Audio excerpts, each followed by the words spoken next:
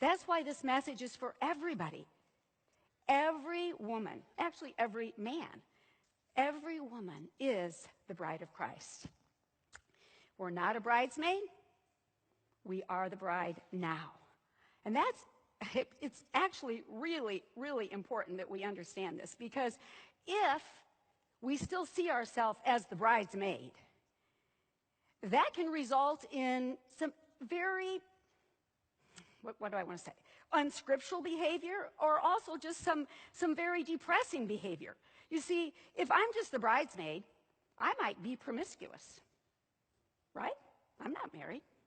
That's our culture now. But when I know I'm a bride, I'm betrothed to Jesus, nothing compels me more to be faithful, to be committed, to enjoy the union that we have.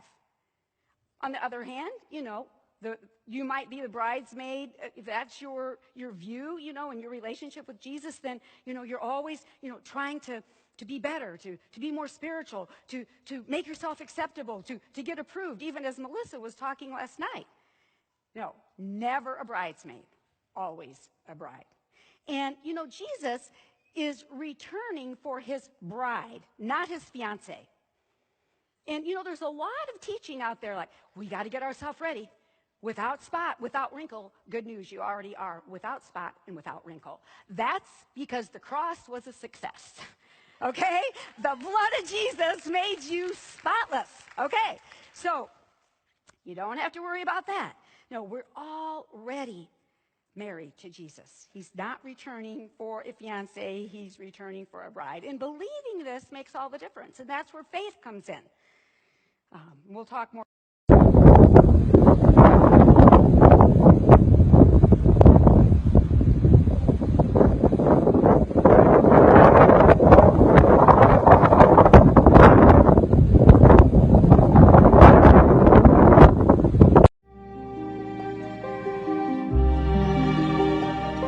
The Lord is my shepherd, and I shall not want. He maketh me to lie down in green pastures. He leadeth me beside the still waters. He restoreth my soul, and he leadeth me into the path of the right. All praise to the Most High. In the name of His only begotten Son. And what we're doing right now is we're just looking at Jacob's sons. Getting ready to start part 2. And last time I went over Reuben and Simeon. Actually, I have more on those. There's way more information on those. I may do a little more. But this time I'm going after Levi and Judah. Yeah, these is where things get really cranked up. Really cranked up. But initially these prophecies happened to the children of Israel, or the African American, aka the children of Israel. And we're going to look at, we're going to start at Genesis, put a picture there, 29, and we'll start at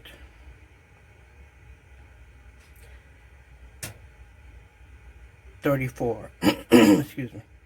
And she conceived again and bare a son, and said, Now this time will my husband be joined unto me, because I have borne him 3 sons. And therefore was his name called Levi. So, we need to pay attention to who? My husband, right? And actually, the she. the husband and joined unto me. Very important words here. And Levi, we all know, they were the priests of all 12 tribes. And, that's in a nutshell the power and the covenants and everything came with this son here. So, I could read on to Judah, but I'm going to start here. Okay, so we'll look at husband, and another word for husband is bridegroom, and joined unto me. We're going to look at that joined. That joined is married. Therefore, she called his name Levi. Okay? So, my husband. I'm going to look at a couple of precepts for that. Yeah. For those of you that don't know, I'm going to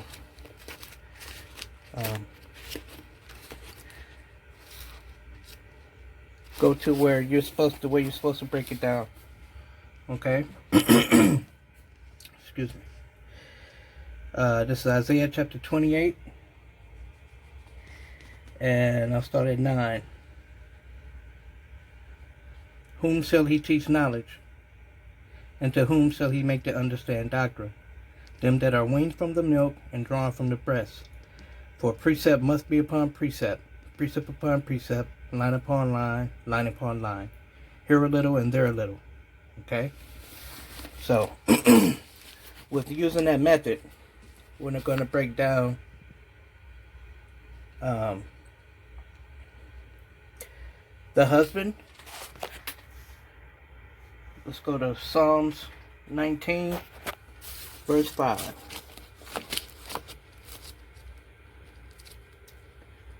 Psalms 19, verse 5. And it reads, which is as the bridegroom cometh out of his chamber, and rejoices as a strong man to run a race. Now this is King David. He's talking about the Most High. Okay? This is why he's the bridegroom. Or, Shalakia. Yeah, the bridegroom. So we move from Psalms to Isaiah chapter 49 and 18. 49 and 18. And it reads, lift up thine eyes round about, and behold, all these gathered themselves together, and come to thee. As I live, says the Most High, thou shalt surely clothe thee with them all, as with an ornament, and bind them on thee, as a bride doeth. Okay, we're talking about the bride now. Okay. Now we're going to 61:10.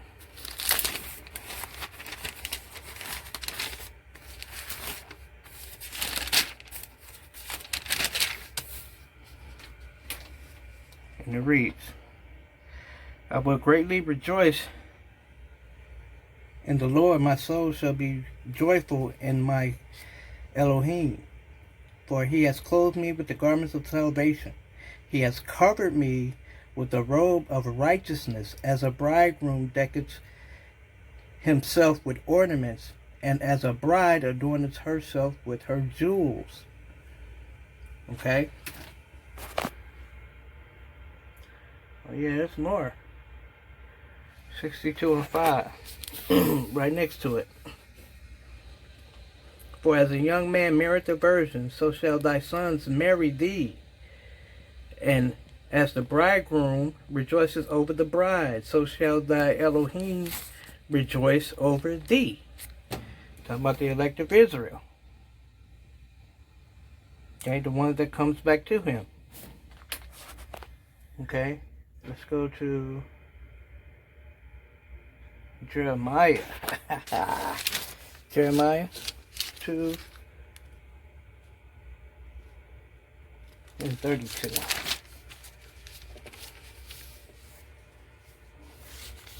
Right here.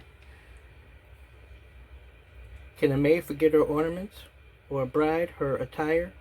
Yet my people have forgotten me days without number. You see that? He's likened Israel into a bride. Okay? So on the surface, it looks like Leah, of our great grandmother, is talking about her marriage with our great grandfather Jacob. But initially, these phrases are prophecies, and they're talking about the whole 12 tribes, the whole nation. Okay, these things are going to befall them and happen to them, and be a part of what happens. Yeah, what happens to them. So we'll go to 33:11. Same book, Jeremiah 33:11.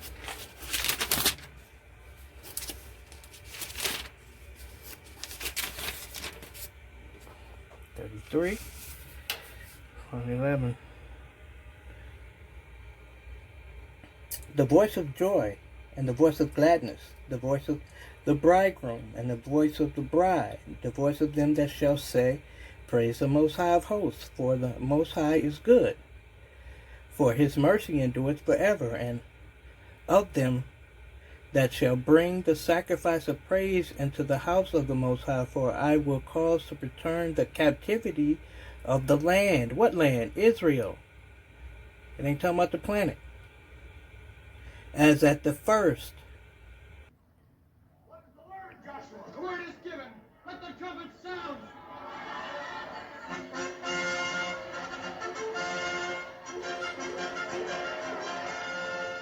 Hear, O Israel.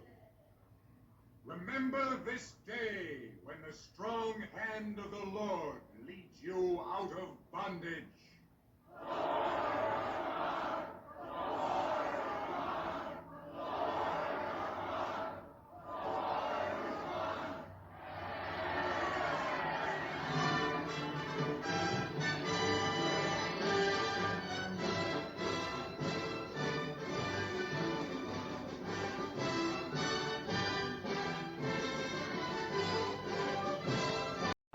But not only that, I'll go on even further to say this, that the slave trade is actually connected to Deuteronomy 28, because the majority of the slaves that were brought to the Caribbean islands and brought to the Americas were Ibu people, were people of Hebrew and Hebraic Israelite descent, if you will.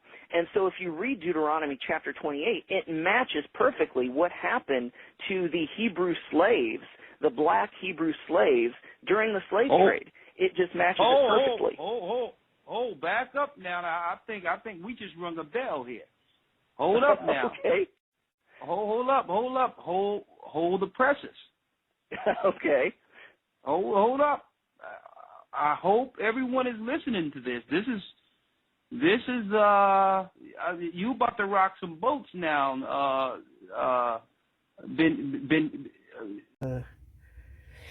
Jeremiah 3:14.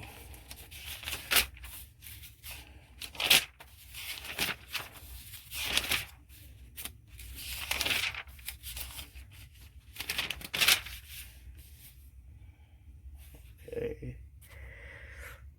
Turn, O backsliding children, says the Most High, for I am married unto you, and I will take you one of a city and two of a family, and I will bring you to Zion. See, it's talking about our return.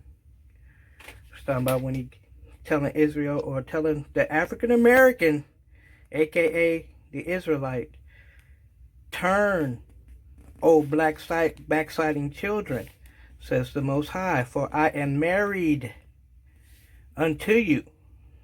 Okay? Married, that's really got more. Let's go to Joel 2:16.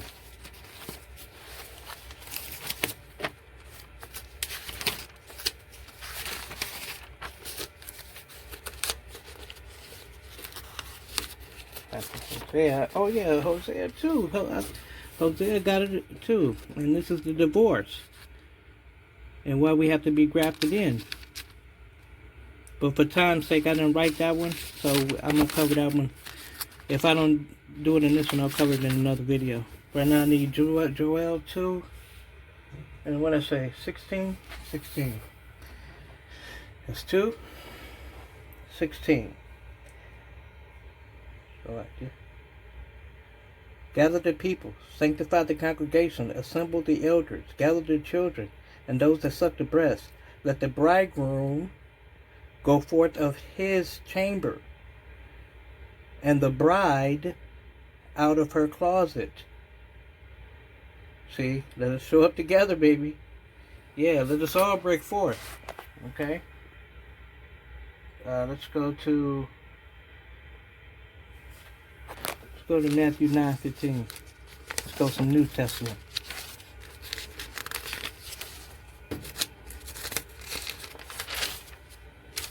(9:15). And Jesus said unto them, Can the children of the bride chamber mourn, as long as the bridegroom is with them? But the days will come, when the bridegroom shall be taken from them, and then they shall fast. Or shall they fast. Okay? And this is all the bride. This is the same bride that they're referring to, that Leah is speaking on behalf of and speaking prophecy in Genesis chapter 29 and 34, I believe. 33, 34. We'll go back to it, but let's get that 25 and 1. Same book, Matthew.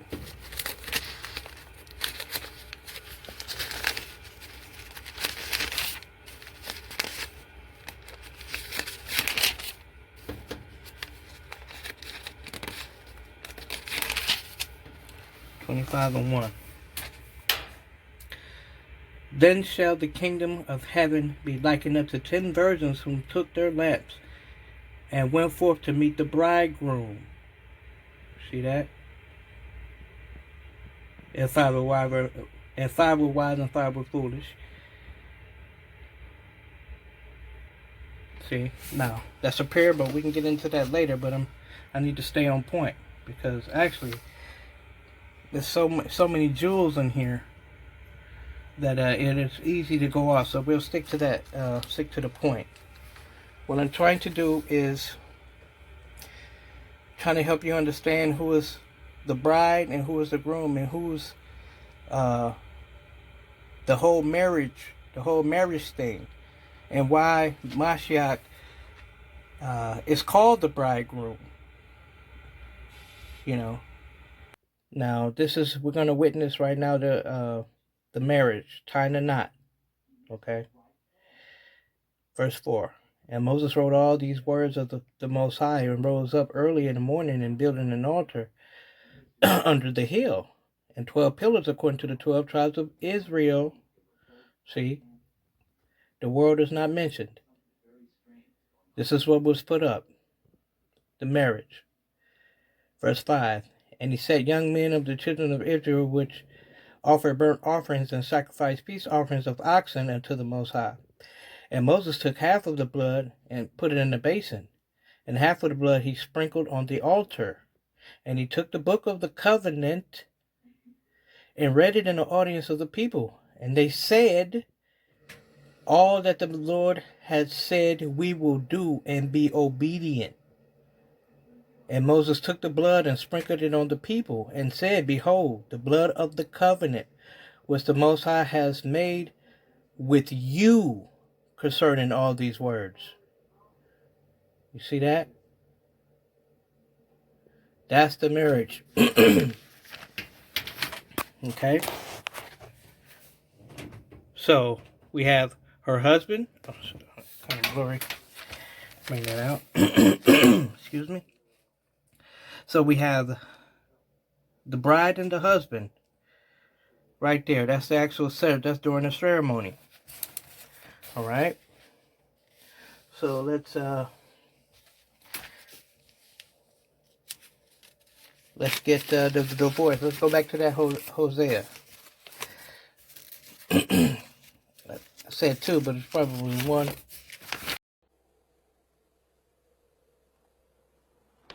From the burning bush, O Lord, you charged me to bring the people to this holy mountain, to behold your glory and receive your law. What have I left undone?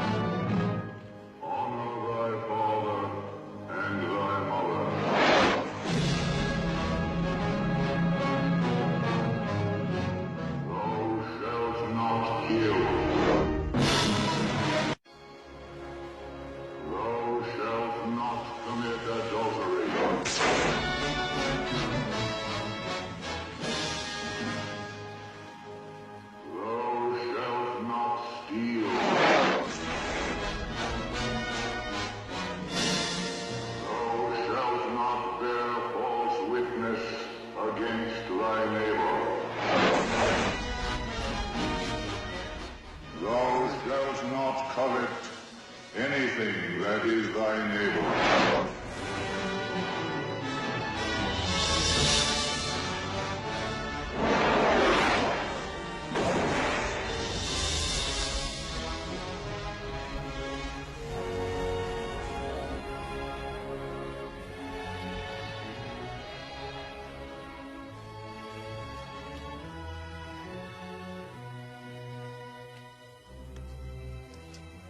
Written with the finger of God.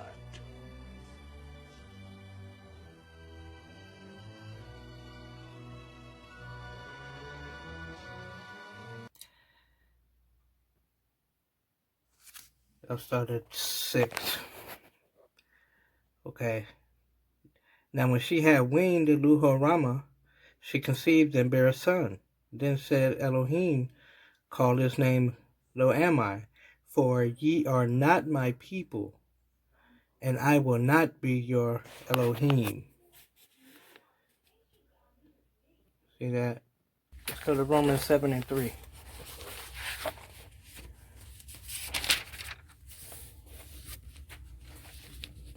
7:3.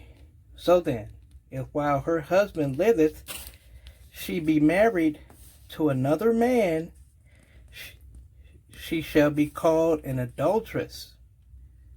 See that?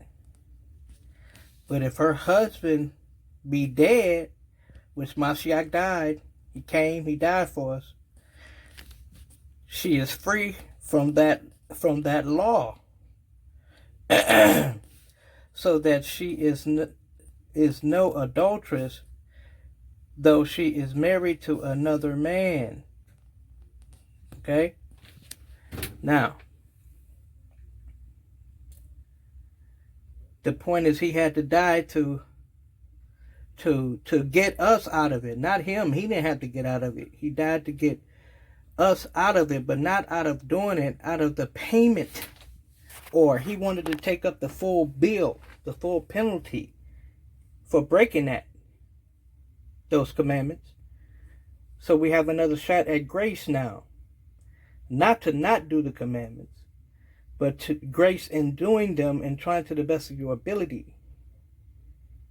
So that law is, grace is abounding that law. But it doesn't mean to go and break it. I know it sounds kind of crazy, but in you proving that you want to do his will makes you someone who returns to him with all their heart, mind, and soul, that he would give you a pass. Not that you go and live out an all-out life of it. Give you a way to turn back. Repent means to turn, about face, to turn to him. Because clearly we was going off or going away from him. So that covenant is renewed now.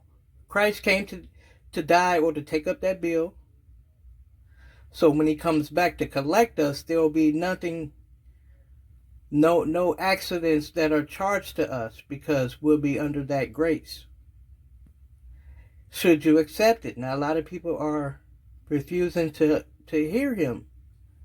Those are the people that they won't have it. Listen, if whenever he comes, if they haven't did it by then, they're not going to do it.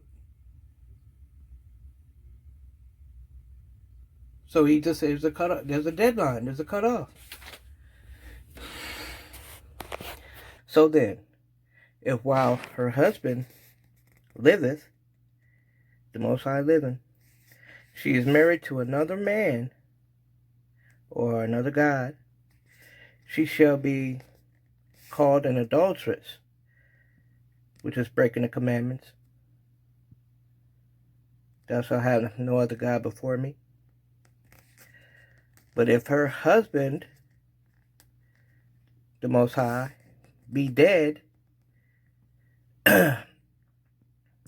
Christ died, she is free from that law.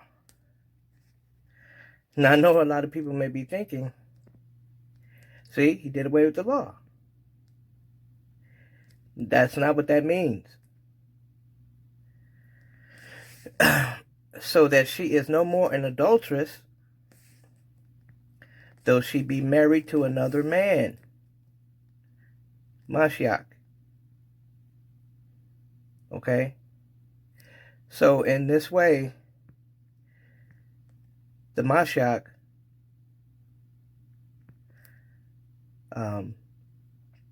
is standing in for the Most High in this matter. That's the whole point of him being the bridegroom now. See, the Most High is the husband. Where is it? Yeah, the husband here. But to take his place, because he can't actually die, Mashiach stepped in his place to fulfill this part. Okay? She'd be married to another man. She'd be called an adulteress. But if her husband be dead, she is free from that law. So that she is no more an adulteress, though she be married to another man. Okay, let's break that down. Now, the reason, okay, let's look at that law. Okay, now the law that the woman or Israel is free from is not the whole complete commandments, the law, statutes, and commandments. That's not what that means. It means there is a law concerning a woman being married to a man. And if she puts him away and marries another, she commits adultery.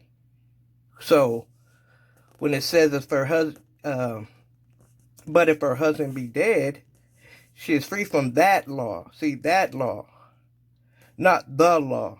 It's that law. Okay, we have to look at that law. Okay? So let's get that law. Let's get where we find that at. That's if I can give you a little bit of it. If a man take a wife and go into her and hate her and give occasions of speech against her and bring her up and break up an evil name upon her and say, I took this woman when I came to her, I found her not a maid. Okay? And by the way, that's maid. A maid is a virgin. Okay?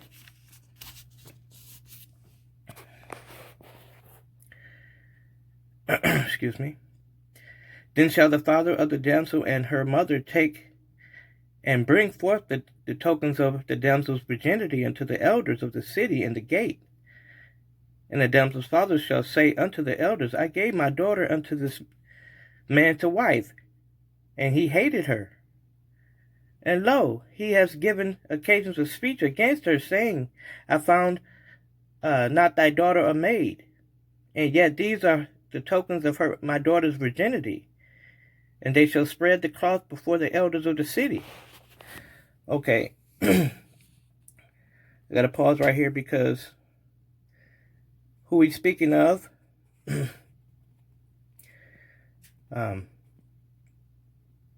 if the Most High brought up accusations against Israel,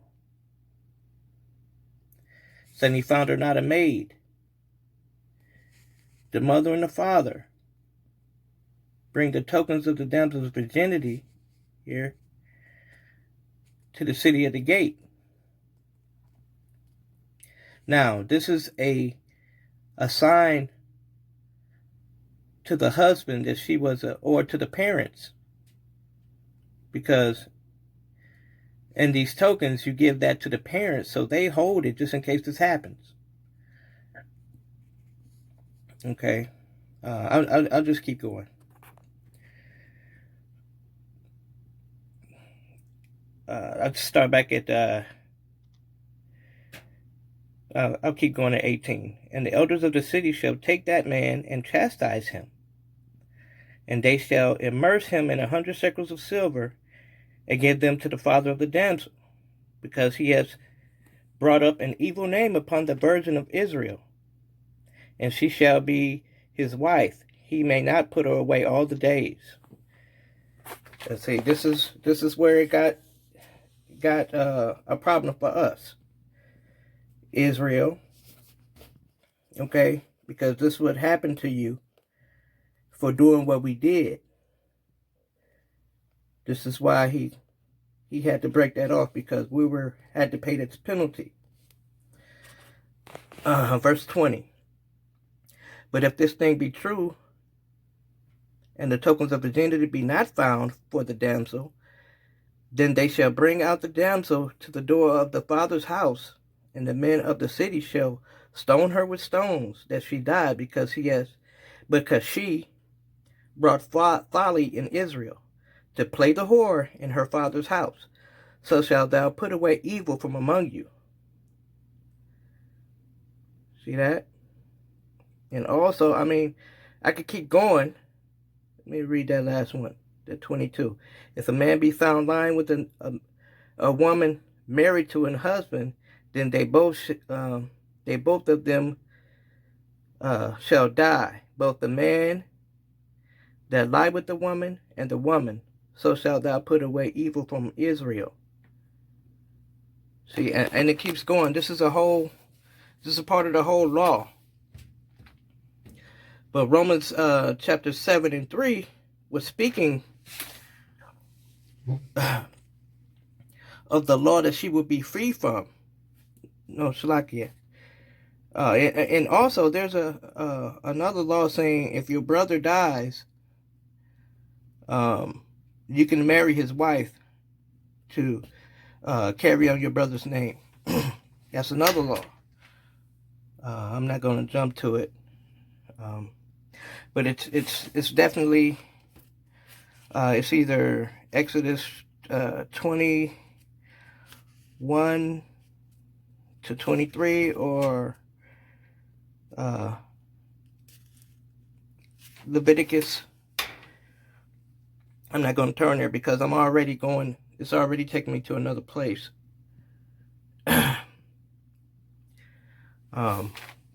Or another teaching, should I say. But I just wanted to point that out, that there are certain laws that pertain to marriage. Now, we were married to the Most High, but we went off and started serving idols. So something had to happen, or we would have had to be taken to the gate and stoned, like we was washed up. But see,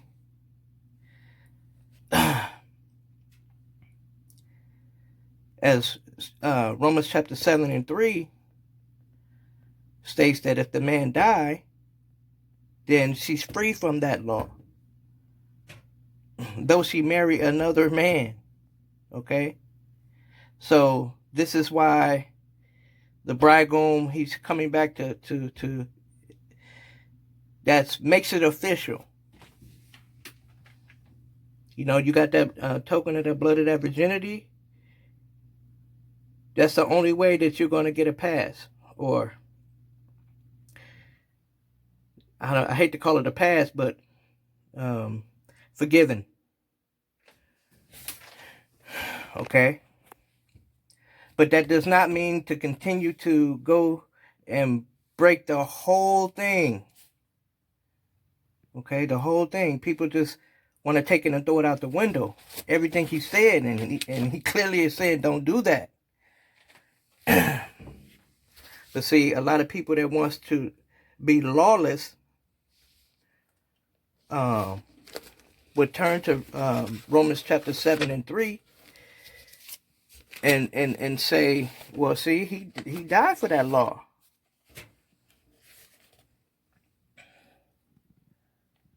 Or the law. They will put the law where he said that law.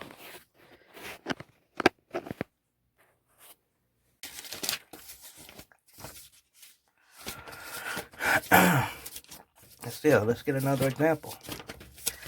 Let's chew on this one right here. Okay? Chew on this one. This is another law. So Deuteronomy chapter 24. Deuteronomy 24. And I'll start at 1 now. Check this out. Okay, because this is also tied in there. This is a law. Deuteronomy chapter 24, verse 1. And it reads, when a man has taken a wife, in this case the man is the Most High, has taken a wife, Israel, and married her, and it come to pass that she find no favor in his eyes, because we went off and started serving idols. Okay?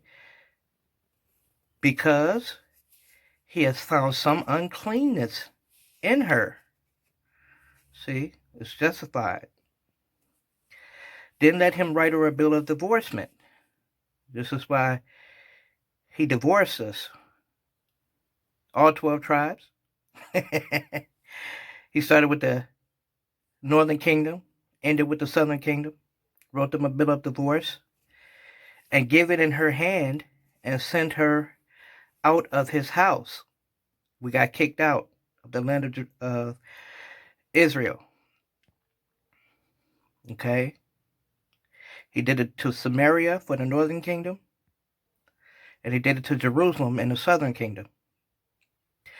But let's go. Let's keep going. In verse 2. And when she is departed, see, out of his house, because the land is the Most High's and not actual Israel. So let me make that clearer. So when she's going out of this house, she may go and be another man's wife. Okay? So we could do Mashiach right there. But see, the thing is, where Mashiach or the Messiah comes in, he's playing the second husband. Okay, let me read that again. I'll start back at 2. And when she is departed out of this house, she may go and be another man's wife.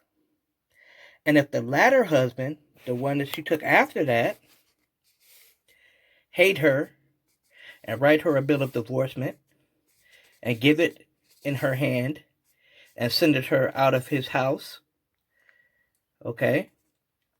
Or if the latter husband die, see, Mashiach didn't hate us, but he died, which took her to be his wife.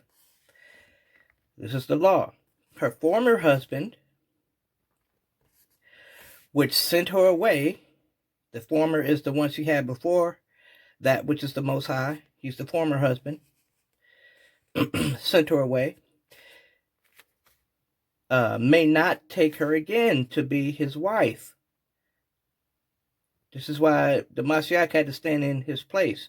And this is why he had to be just like the Most High. He had to be to him like a T. This was his agenda. This is what he had to fulfill. To be the father for Israel, to be his wife, and him to stand in as the Most High. It's like being remarried to the Most High, but not. Okay, because everything all the judgments, everything, commandments, he brought it all from the Father. He committed his life to the Father. So even if we were married to the Messiah, it'd be just like being married to the Father. That's why he couldn't go off and do new things. Okay? Start again at 4. Her former husband, which sent her away, may not take her again to be his wife. After that she is defiled, for that is an abomination before the Most High. And thou shalt not cause the land to sin, which the Most High that power giveth thee for an inheritance. Okay? Now, chew on that one. That's the law. And he figured out a way around that. He couldn't marry us again, but he had a substitute who's just like him, down to a T. So the orders in the speech and the motions and the judgments and everything comes with being the Most High, he had to be in line with. Because that remarriage or the new covenant will be with that. It appears to be a new God, but it's the same one because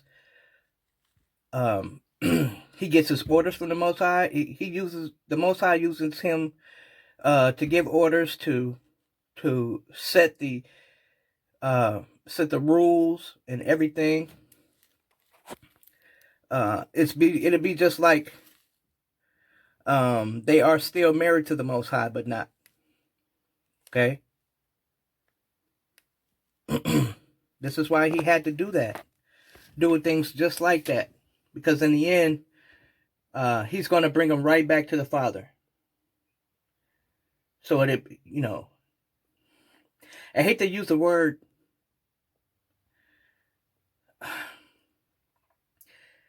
I would say puppet, but more like a ventriloquist. He's completely controlled by the Father. He speaks what he wants him to speak, goes where he wants him to go, so on and so forth. So, in that being, it's an exact replica of the Father. This is why it's not another God, because he's still doing everything that the Father wanted. Everything. It's like he's the big man and he ain't got to do nothing else because his representative is going to do everything like he wanted to do it. He could just sit back and cool out and enjoy his glory. Now there's an example of it's no more than going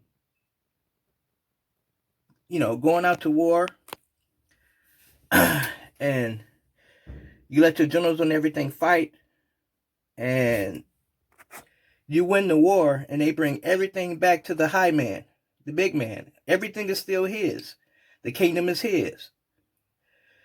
But he didn't actually fight, or he didn't actually go out to battle, but they bring all the riches and all the spoil and everything back to the big man and give it into his hand. It's the exact same thing that Christ did. So in the end, he's just as the Father. Because he's mimicking him completely. Okay? That's another jewel right there. Okay, this is why he had to do it that way. And while Christ switched over to the bridegroom. So the husband, she divorced her husband, true enough. We can't marry him again. But we can marry his representative. And his representative has to be everything that he is. Okay? He figured out a way to do it. To marry us again, but not marry us again. Because when we marry the Messiah, it'd be just like marrying him. Just like it. The next best thing, we got the next best thing. Okay? And that was Deuteronomy 24, and I read 1 through 4. Okay?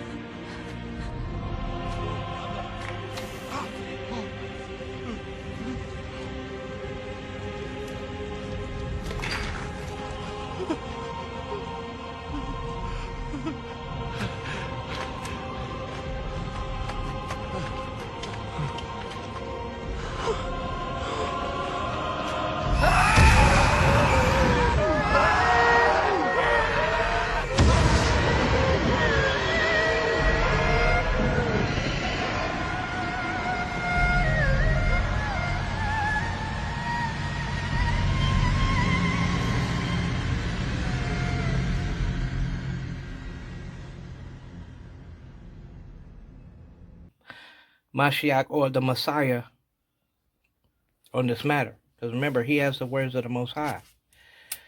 Let me bring you to Mark chapter 10.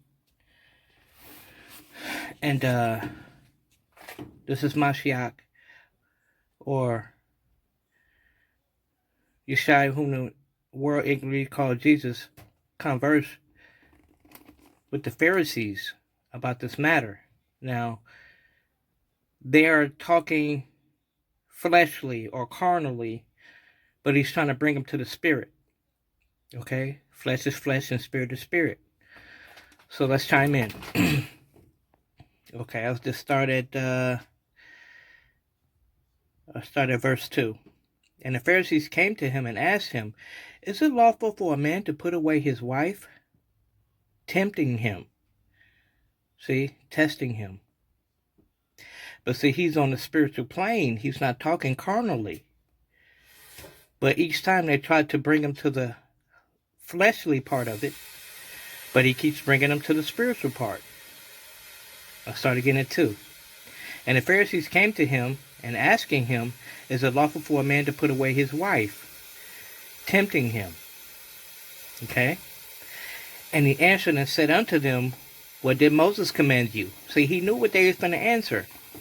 He knew. But see, he's speaking on the spiritual plane. Let's continue. Verse 4. And they said, "Moses suffered a man to write a bill of divorcement and put her away," which is true, according to the flesh. Okay? Check out how he answers. Verse 5.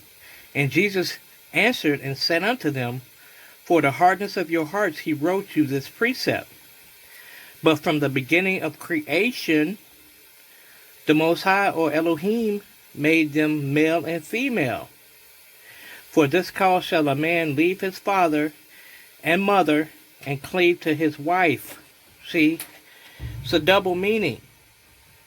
That wife is a god, so you leave your mother and your father and cleave to a god. And they twain shall be one flesh. So then, they are no more twain, but one flesh. What therefore Elohim has joined together, let not man put asunder.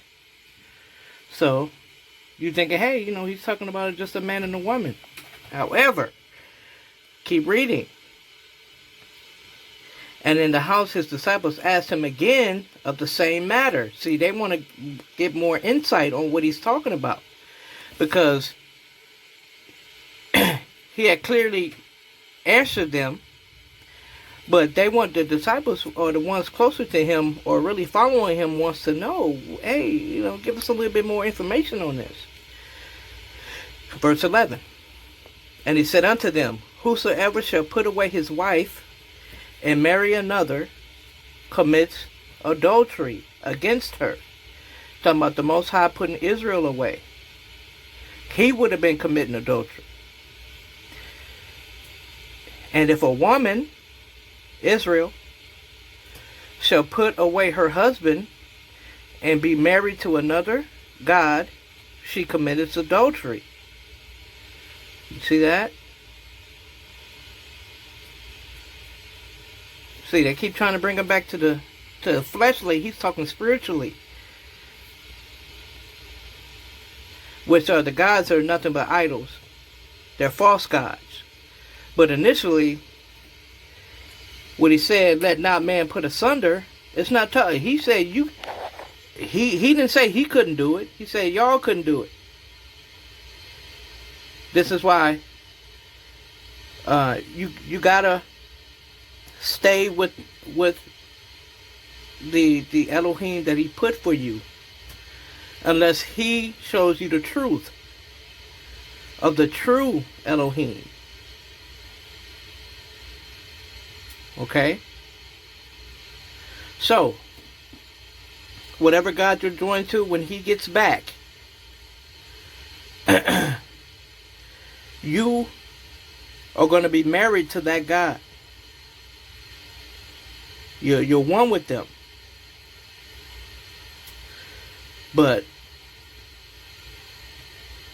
He said, let not man put asunder. But he didn't say he could. Alright?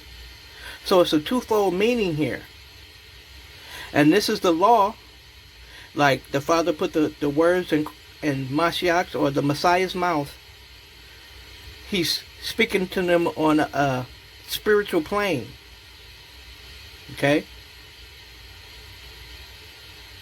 So the wife is followers and the husband is the God. Okay? So there'll be no more twain but one flesh. This is why you need to separate and be to the Elohim only. Okay? This is the actual law. Came from Christ. He expounded on that Deuteronomy 22. He expounded a little bit more on that because remember, this is the Father speaking. Okay? So that's the actual law. Mashiach or the Messiah is telling them this is a law. If you put her away, you commit adultery. And if she put him away, she committed adultery. This is why the Most High didn't put us away, or Israel away. Because he will be doing that. So he had to figure out a way to stay with them, not to cast them off. Okay? So you leave your mother and your father and you cling to your God, or the God that he has allotted for you. But if he shows you the truth, you are to cleave to him. Okay, that's just one account. Alright? There's a few precepts in here for that. But this is one of them. Mark chapter 10. I started at 2. But he ordained it from the beginning. See, from the beginning. Matter of fact, let's go to that beginning. Let's see what he's talking about. Now, we're speaking of Israel, but the other nations have their gods. They got us to go off, but they had their own. Neither did they forsake them. They stayed with them. Let's look at Deuteronomy. Go back to Deuteronomy. And let's go to 4.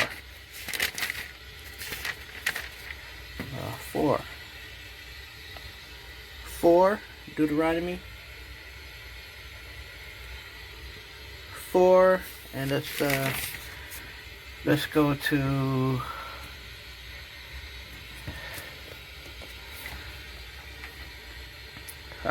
for the point, I'll go to 19.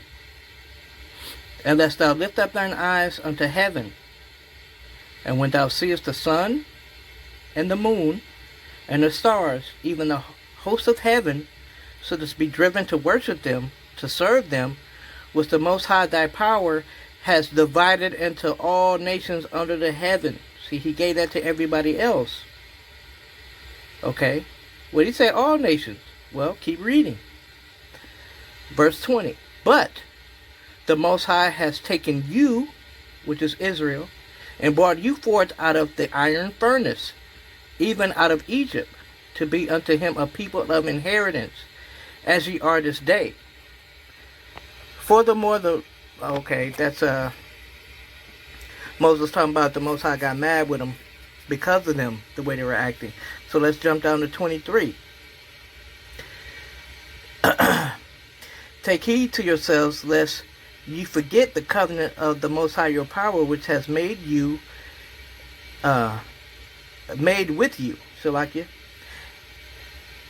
and make you a graven image, or the likeness of any thing which the Most High thy power has forbidden thee. For the Most High thy power is a consuming fire, even a jealous Elohim. Okay? I just read that 25 because it's so juicy. When thou shalt begat children, and children's children, and ye shall have remained long in the land, and shall have corrupted yourselves, and make a graven image, or the likeness of anything, and shall do evil in the sight of the Most High thy power, to provoke him to anger, I call heaven and earth to witness against you this day, that you shall utterly perish from off the land, whether you go over to possess it, over Jordan to possess it. So like you shall not prolong your days upon it, but shall utterly be destroyed.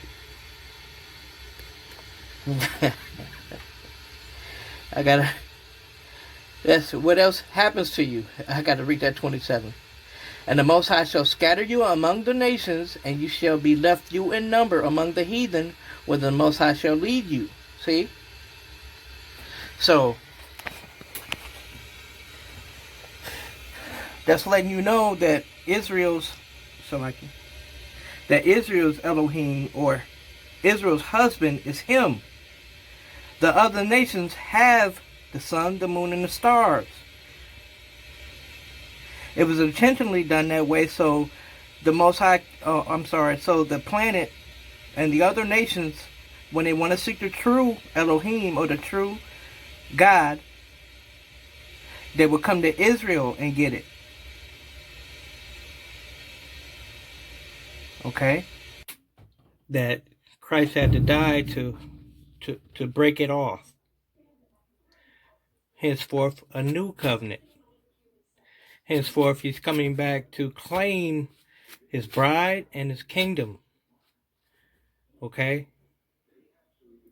So, that can result in some very, what do I want to say, unscriptural behavior, or also just some very depressing behavior. You see, if I'm just the bridesmaid, I might be promiscuous, right? I'm not married. That's our culture now. But when I know I'm a bride, I'm betrothed to Jesus, nothing compels me more to be faithful, to be committed, to enjoy the union that we have. That's why this message is for everybody. Every woman, actually every man, every woman is the bride of Christ. We're not a bridesmaid. We are the bride now. yeah, more. more. All right. You know, the Christian church of today, they follow Paul a lot. Matter of fact, their whole building is upon Paul. All right. Let's get an example from Paul. Let's go to Romans chapter 9. I'll start at 1. Okay. That divorce, and as I said, the grafting back in. All right. But grafting back in is just the adoption back into the, back together. Okay. Of Israel. Not everybody on the planet. Not every man and woman. All right. This is Romans chapter 9, verse 1. I say the truth in Christ, I lie not. My conscience also bearing me witness in the Holy Spirit. It has ghost there, but it's the Holy Spirit, the Ruach HaKodesh. That I have great heaviness and continual sorrow in my heart. For I could wish that myself were accursed from Christ for my brethren, my kinsmen, according to the flesh. See, this is letting you know that he's saying this about Israel. Not every man and woman. Verse 4. Who are Israelites? What about them Israelites? To whom pertaineth the adoption, see, and the glory,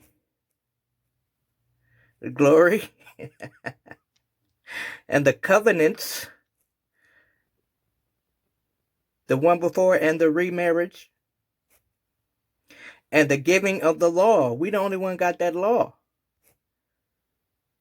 Mount Sinai, sprinkled of the blood, made a pact with the Most High, the covenant, and the service of the Most High, or the service of Elohim. There's Elohim there. The service is the priest. And the promises. That's that bride. Okay?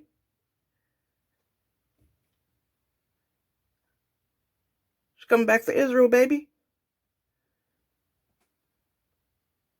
Look, 5. Who are the fathers of whom, as concerning the flesh, Christ came, who is over all. Elohim blessed forever. Amen. That's the ending. And they give you Deuteronomy 10:15 as a precept on that.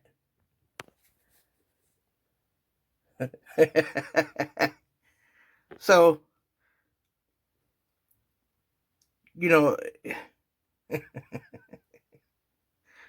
yeah, it's all Israel's the bride, okay? The book of life. In the beginning, when man arrived on earth, the black gods did leave their spacecraft, and they walked, and they named the beasts of the sea and the animals of the land. Heavens. And man in his blackness did walk the earth, making medicine. Medicine? They discovered time. These were all black people got down. Wait a minute. There ain't nothing in here about whitey. This is ours, Jack. Wait till the brothers hear this. I'm gonna get this book out of here, baby. This tells the real tea. Control yourself, don't you see? What you mean, Jack? Look at this here. Black people started the music and the brain surgery back in the year 3 BC. Yes, of course, man, they was getting down. The idea that you have to be keeping the commandments, to even be considered a stranger, or to cleave to Israel. See, that's another teaching. See, I'm already going to another place. So let's keep it moving. Let's go to 25:5 right here.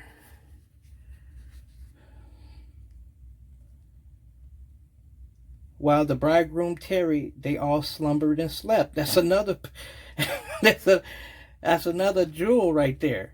See? That slumbered and slept is going about your day to day, living life, occupying until he come. They all slept.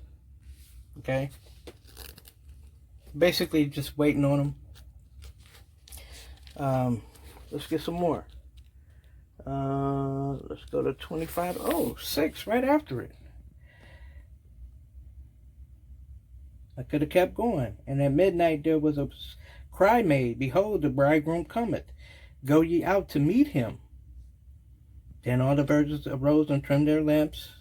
And the foolish said unto the wise, give us of your oil, for our lamps are going out. See, that's... I got to stop right there. Let's move on. Let's go to John 3:29.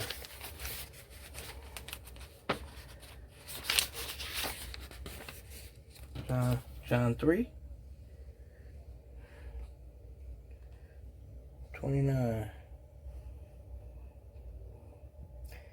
He that has the bride is the bridegroom. Now this is John the Baptist talking to his disciples when they say, hey man, Jesus is growing. Who in the world ignorantly calls Jesus, he's growing. Okay. Verse 29. And he that has the bride is the bridegroom. But the friend of the bridegroom, which shall stand and hear him, John the Baptist talking about himself, rejoices greatly, which standeth by, hears him, rejoices greatly because of the bridegroom's voice. This is my joy, therefore is fulfilled. See, he's talking about him. Okay? Make sure I read that again. Start it again, so like you. This is John chapter 3, verse 29. He that has the bride is the bridegroom. But the friend of the bridegroom, which standeth and heareth him, rejoices greatly because of the bridegroom's voice. This is my joy, therefore is fulfilled.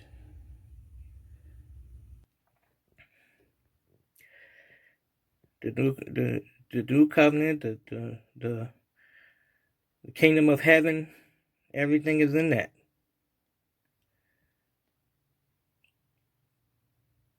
Okay? And he actually has a representative that he chose to be him. Now, this is why Christ, or the Mashiach, had to do everything to a T. Be like him all the way. This is why he couldn't come and do away with the law. See, this is all... it's pushing me that way. I'm trying to stay on point. But he had to be the mirror image of the Father. He couldn't go against anything that the Father has said or would do. The Father put the words in his mouth. See, okay, all right. So is that it on that? I mean, there's so much more. John 8:57 to 58, John 14:8 and 9. There's just so many precepts, but I'm trying not to make it too long. So, here.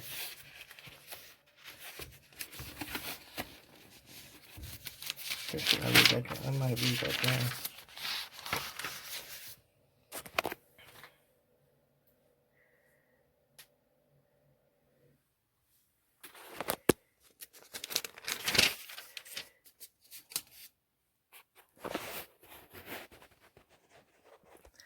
This is John 8. Let's go to 50. Let's go to 57. Then said the Jews unto him, Thou art not yet 50 years old, and hast thou seen Abraham? And Jesus said unto them, Verily, verily, I say unto you, before Abraham was, I am. See that? See, really, this is why Mashiach could only give up the flesh part. Spirit is spirit. Flesh is flesh. But see, to let them know it's the Father speaking to them, the Father had him say that.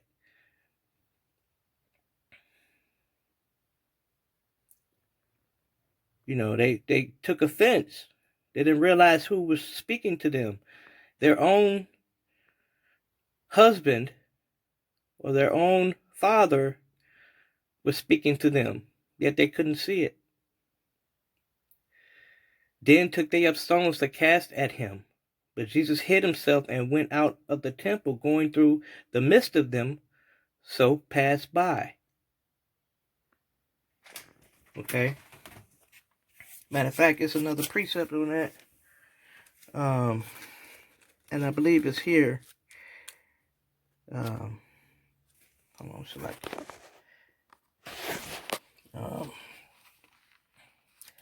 Let's go to 14:8 and 9. Yeah, 14. This is John chapter 14, 8 and 9. So Philip said unto him, talking about Christ, see, that's red letter. It's Christ speaking. Okay, but this Philip, verse 8.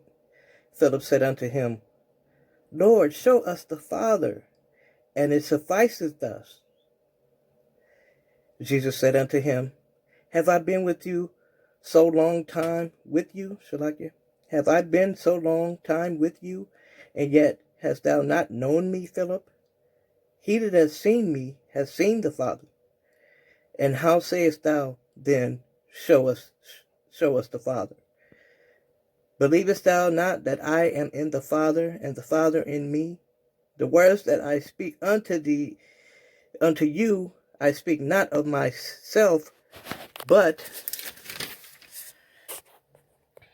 the Father that dwelleth in me, he doeth the works.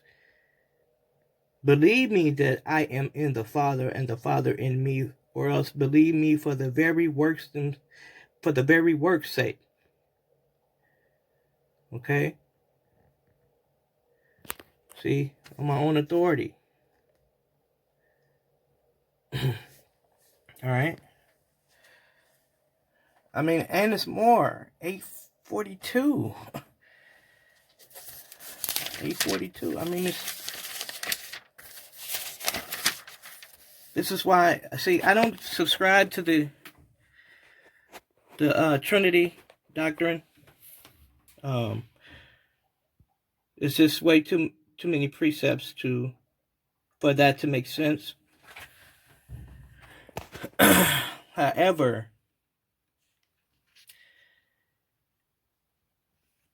the Father took complete hold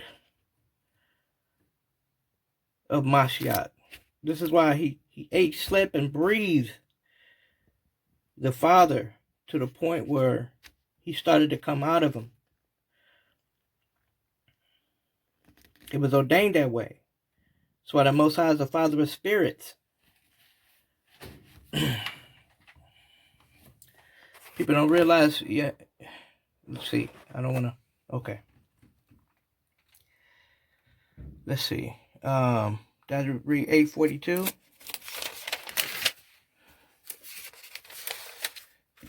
842, 1428. Did I read 42? Oh, no, I didn't. This is John chapter 8. Start at 42. Then Jesus said unto them, if God were your Father, you would love me, for I proceeded forth and came from Elohim. Neither came I of myself, but he sent me. Why do ye not understand my speech? Even because ye cannot hear my words. See, I want to keep reading. I mean, it'll take me going. But the point is, this is why he couldn't change. He couldn't come and do away with the law. See, he couldn't do away with the breaking the commandments. He wasn't condoning that. Being lawless, he wasn't condoning that.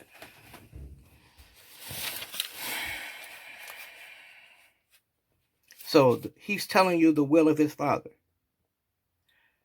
But you think he's telling you something brand new when everything he spoke, to find it all back here in the law and the prophets.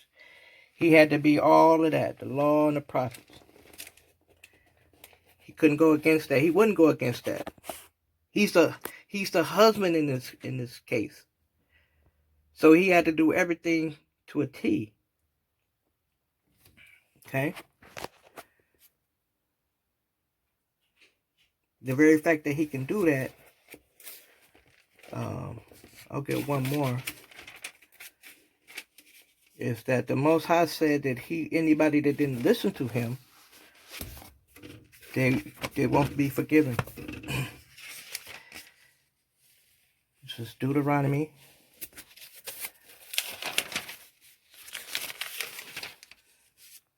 chapter 18. And I'll start at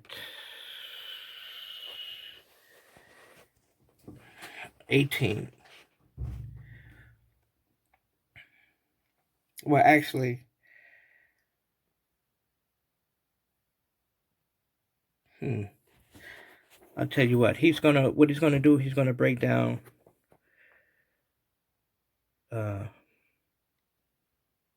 who to listen to. This is the Creator. I'll read 15 and then I'll jump. The Lord thy God will raise up unto thee a prophet from the midst of thee, of thy brethren, like unto me. Unto him ye shall hearken. See? Now, according to all that I have to read this part because this happened earlier to Israel. And that's also all the brothers and sisters in the four corners, Israel, not just in America. I just wanted to add that. According to all that thou desirest of the Most High in Horeb, that Horeb is Mount Sinai, in the day of the assembly, saying, let us not hear again the voice of the Most High, my power. I gotta pull that to the side. Neither let us, come on.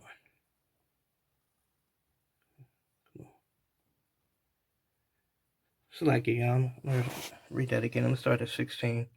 According to all that thou hast desired of the Most High thy power in Horeb, in the day of the assembly, saying, let me not hear again the voice of the Most High my power, neither let me see this great fire any more, that I die not. And the Most High said unto me, they have spoken well. I'm sorry, Shalaki. They have well spoken that which they have spoken. I will raise up to them a prophet from among their brethren, like unto thee. Who is thee? Moses. And I will put my words in his mouth, and he shall speak unto them all that I shall command them. And it shall come to pass that whosoever will not hearken unto my words, which he shall speak in my name, I will require it of him. And you don't want the Most High to require anything from you, really, because he could take it all from you. Everything is his already, but he definitely makes it a reality. But see, this is all being part of that husband, and why Israel, even though the Most High didn't like what he saw in Israel, he said, you're making me abhor you by the way you're acting, and you going off and playing the harlot. This being your Easters and your Christmases, okay, for you African Americans, and the brothers and sisters in the four corner Israelites. You going off and start doing those things. He didn't cast you off. See, there's precepts back. I can go to these precepts, but initially, he didn't cast you off. He just figured out a way to still deliver Israel, despite us going off. He loved us so much that he wouldn't cast us away. But these things had to come to pass for him to do that, and still give us the actual rulership of the planet. By the way, that's another teaching. All right, so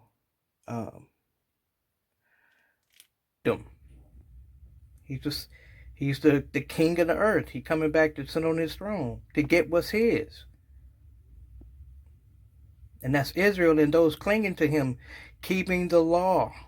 Now that's another, I'm going to have to cover that too, because that's a very important key fact. Okay, but let's keep moving. I'm trying to keep moving. Okay, that's Romans. Let's go to Revelations 18 and 23.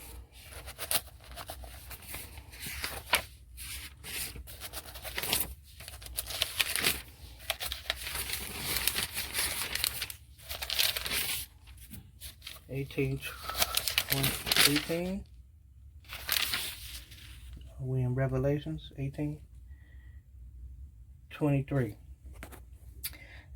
And the light of a candle shall shine no more at all in thee, and the voice of the bridegroom and the voice of the bride shall be no more heard at all in thee. For thy merchants were the great men of the earth, for by thy sorceries were all thy nations deceived.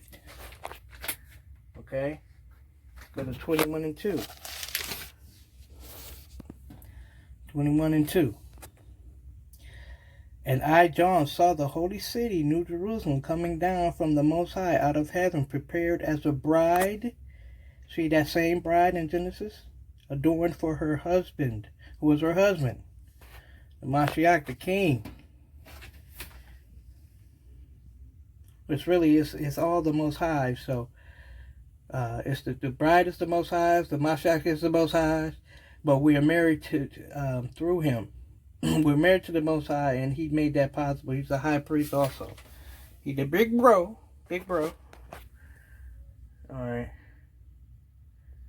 Now, that old covenant or that new covenant all stems from the actual ceremony. Mashiach assumed the position of the Most High in this matter, just for the sake of being a symbol of him actually dying, because he can't actually do that. So he had to show you, it had to be a symbol of him giving that up or departing. And he can do that through the Mashiach, so that he can sit on the throne of Israel and actually the whole planet. But excuse me. Okay, now that's the divorce, so hence he's coming back for them. But Levi is the reason for all of this takes place. Now, with Reuben and Simeon, we was already getting the affliction. But when we got married, it made it's another part to solidify the kingdom, to establish it. We're going to have the kingdom through all aspects. He covered all ground in righteousness to be able to rule this planet with the iron fist. On the day which Jesus returns, there will be a polar reversal. Isaiah 24:20 says, "The earth will crack and shatter and split open. The earth itself will stagger like a drunk, sway like a hut in a storm. The world is weighed down by its sins. It will collapse and never rise again."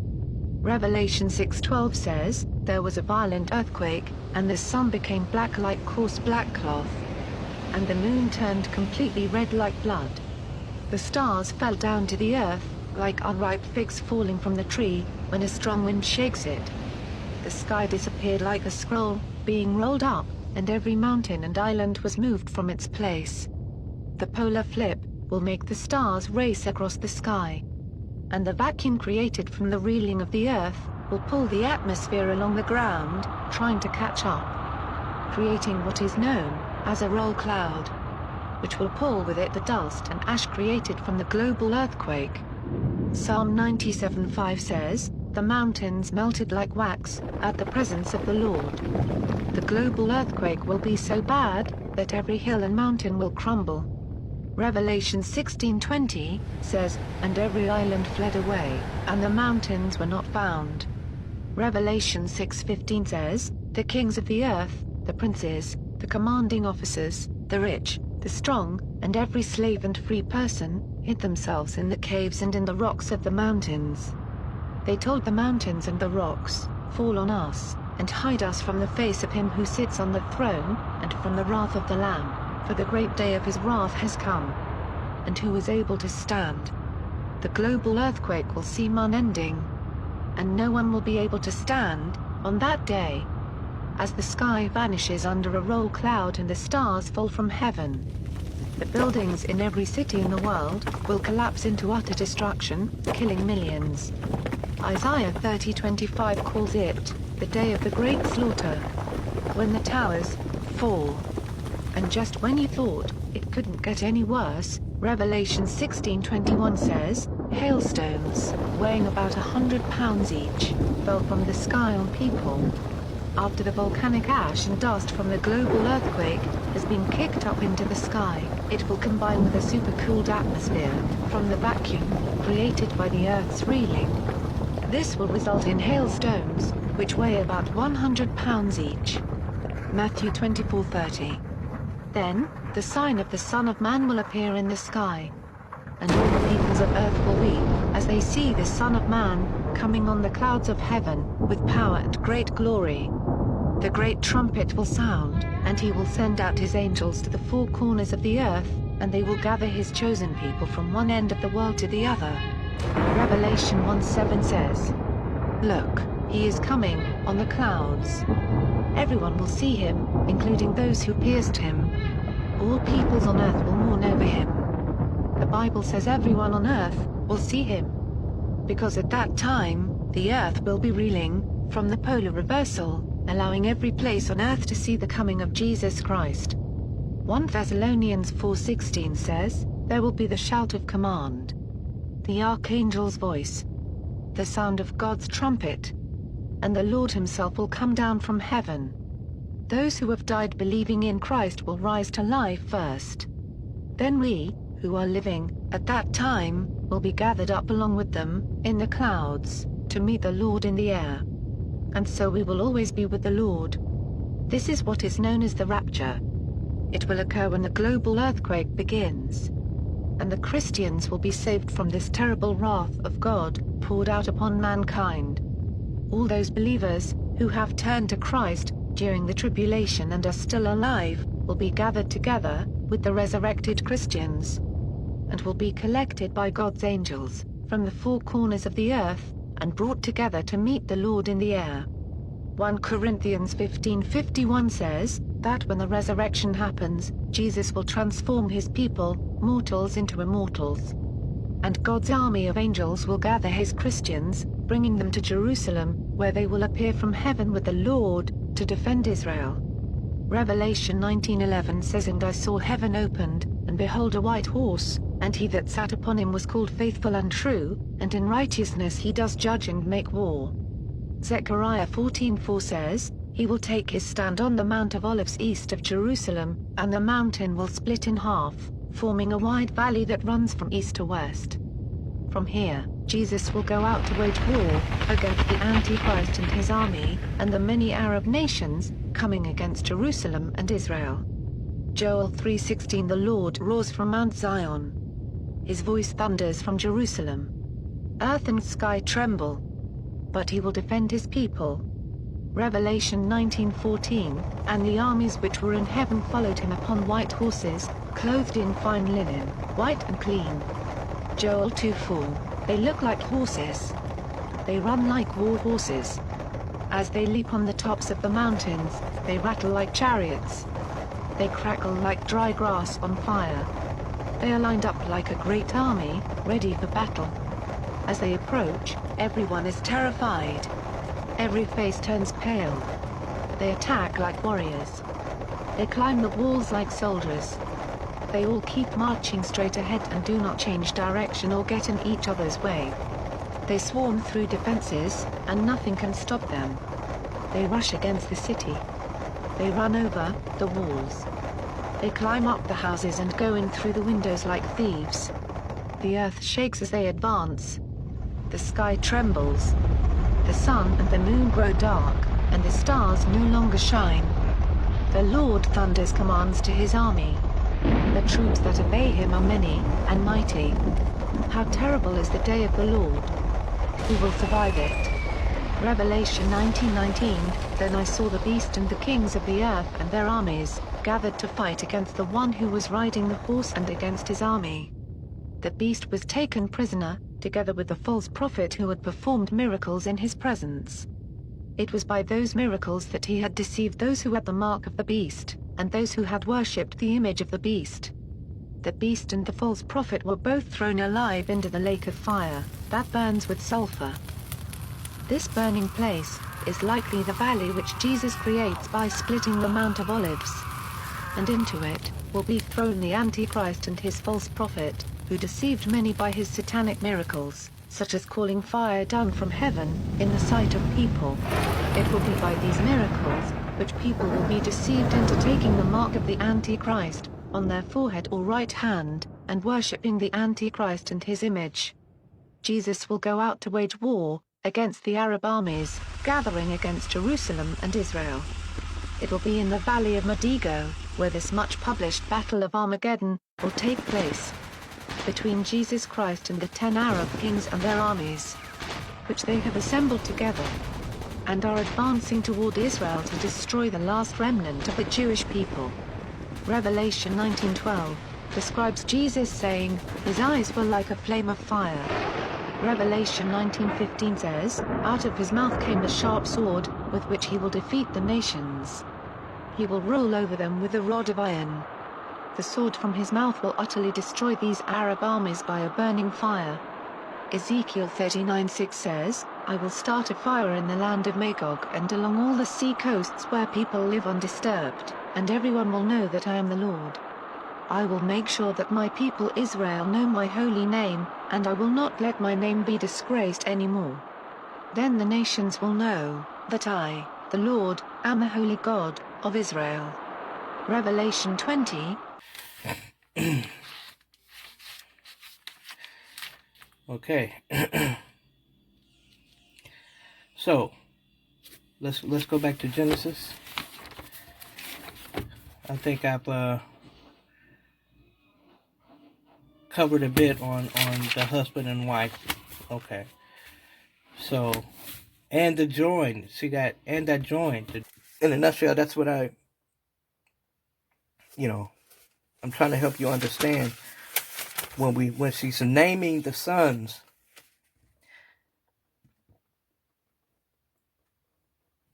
You think that, okay, if his name is this Reuben, his name is this Simeon, his name is this Levi. But there are certain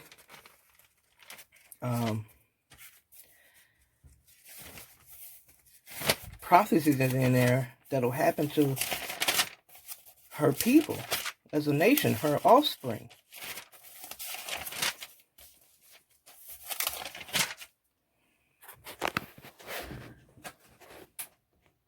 Right on back to Genesis 29.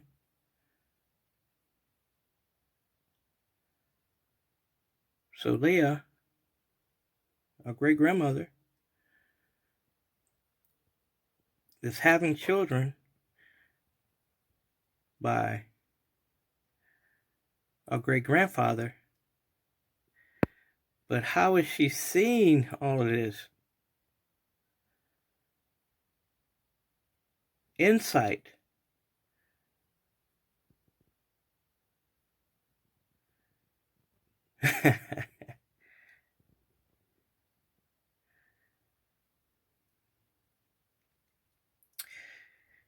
She was definitely moved with the rock.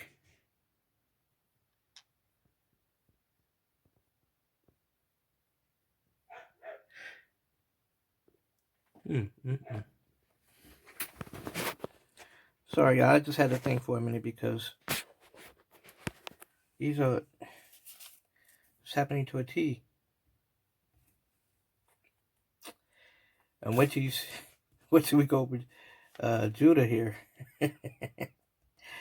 Judah is where we get our kingdom shines.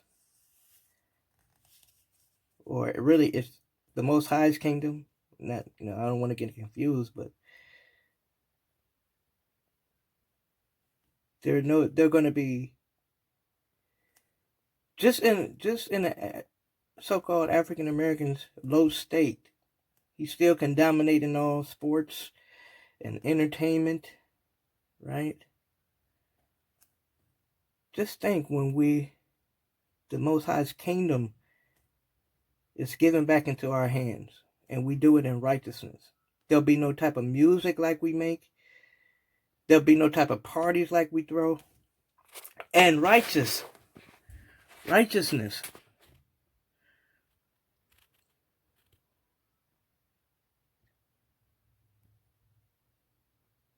Will really be something to see. All praises to the Most High. In the name of His Son.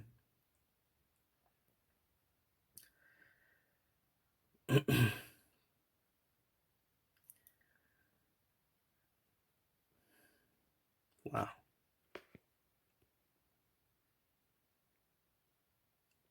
So, I spent a lot of time on Levi. I could, yeah. There's just so much information on Levi that I can't even include Judah into it, because Judah can take up a whole video of itself.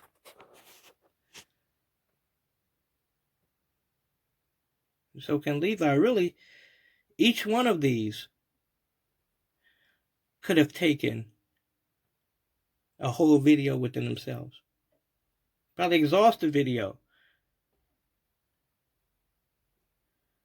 So I may just end it here on Levi.